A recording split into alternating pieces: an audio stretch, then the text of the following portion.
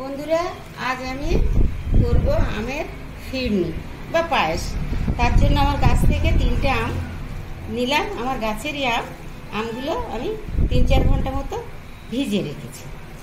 আর এদিকে পায়েসটা করার জন্য আমি 50 গ্রাম পায়েসের চাল ভিজিয়ে রেখেছি, সারা রাত ভিজানো ছিল। এ দুটো এখন আমি মিক্সচারে পেস্ট করে নেব। এবার আমি চালটা পেস্ট করে নেব, তার জন্য একটা মিক্সির জারে নিলাম। মিক্সির জারে আমি ঢেলে নিলাম।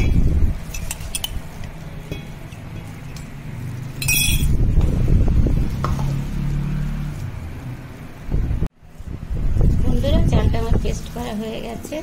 দেখুন, চালটা কিন্তু ফুল পেস্ট করা করবো না, একটু দানা দানা থাকবে। এরকম একটু দানা দানা মতো থাকবে, এই আধ ভাঙা মতো একটু দানা দানা মতো এইভাবে আমি পেস্ট করে দিচ্ছি।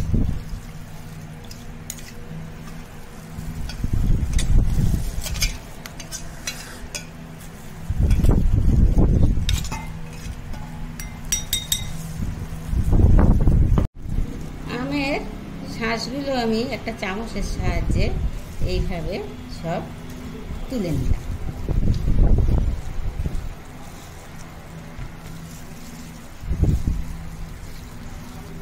আমগুলো যেহেতু আমি ভিজিয়ে রেখেছিলাম, দেখুন বন্ধুরা, খোসা থেকে কত সুন্দরভাবে আমের শাঁসগুলো উঠে আসছে।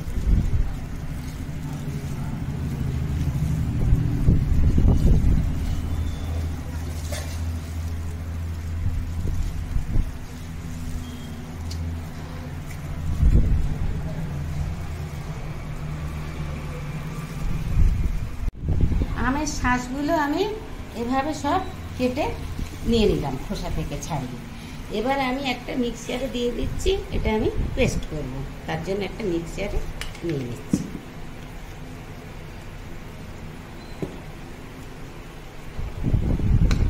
বন্ধুরা, আমি 1.5 লিটার দুধ জাল করে ঘন করে 1 লিটার করলাম। দেখতেই পাচ্ছেন আপনারা কত ঘন হয়ে গেছে। এবার আমি পেস্ট করা চালটা দিচ্ছি। একের সঙ্গে দেব না, দিলে আমার দলা পাকিয়ে যাবে। অল্প অল্প করে দেব, অল্প অল্প করে দিতে হবে। আর এইভাবে নাড়তে হবে, অল্প অল্প করে, এভাবে অল্প অল্প করে দিতে হবে। আর এভাবে আমাকে এভাবে নাড়তে হবে, নতুবা দলা পাকিয়ে যাবে। এইভাবে সম্পূর্ণ চালটা দিয়ে দিলাম।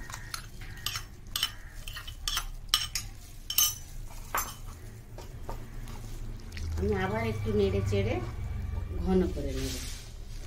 এবার আমি চিনিটা দিলাম।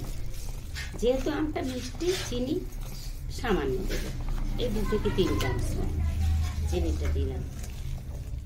একটু নেড়ে চেড়ে নিয়ে এবারে আমি আমের পাল্পটা পুরোটাই দিয়ে দেবো আমার শাঁসটা। দেখুন আমার শাঁসটা দিয়ে দেবো।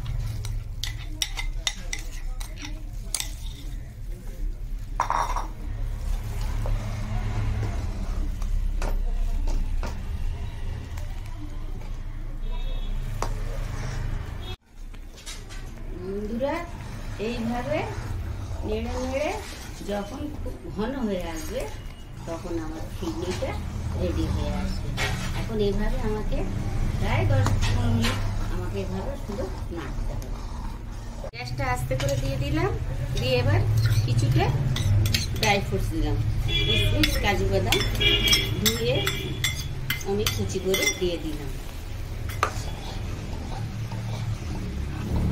আমার ফিরনি আমার কমপ্লিট তৈরি হয়ে গেল। আমার পায়েসের চাল দিয়ে আমের ফিরনি। এদিকে আমার এই মাটির পাত্র জলে ভিজানো ছিল, এবার ধুয়ে নেব। নিয়ে এই পাত্রটিতে আমি পরিবেশন করব।